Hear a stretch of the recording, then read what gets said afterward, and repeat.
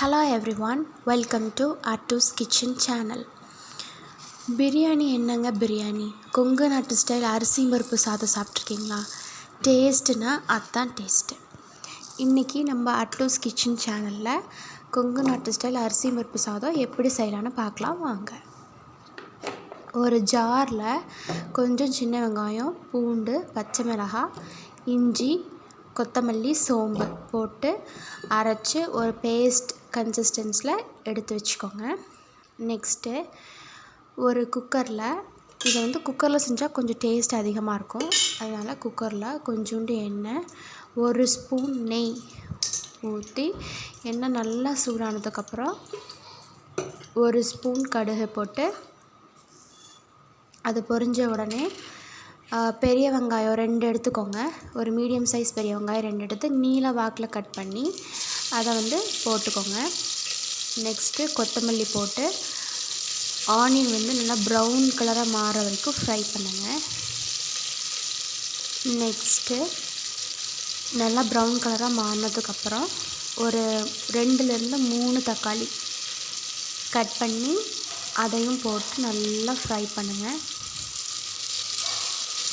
இது குக்கரில் செய்யும்போது இன்னும் நல்ல டேஸ்ட் இருக்கும்.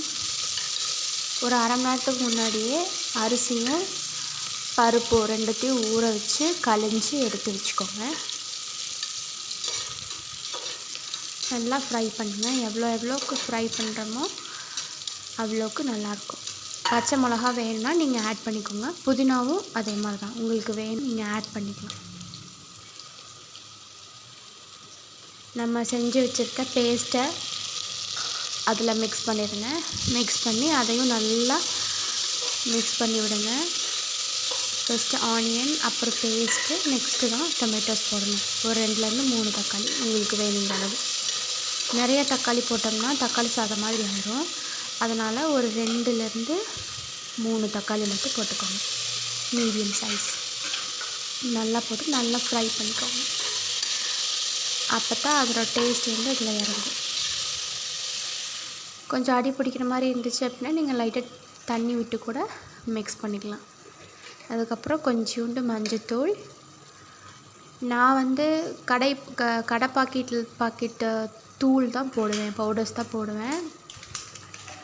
மஞ்சத்தூள், தேவையான அளவு உப்பு, காரத்துக்கு ஏற்ற மாதிரி மிளகாய். நம்ம ஆல்ரெடி பச்சை மிளகாய் போட்டிருக்கோம், அதனால் கொஞ்சம் மிளகாத்தூள், அப்புறம் பிரியாணி தூள், இது 2த்தையும் கொஞ்சம் கொஞ்சம் நம்ம ஆட் பண்ணுறோம். ஆட் பண்ணி நல்லா மிக்ஸ் பண்ணி விடுங்க.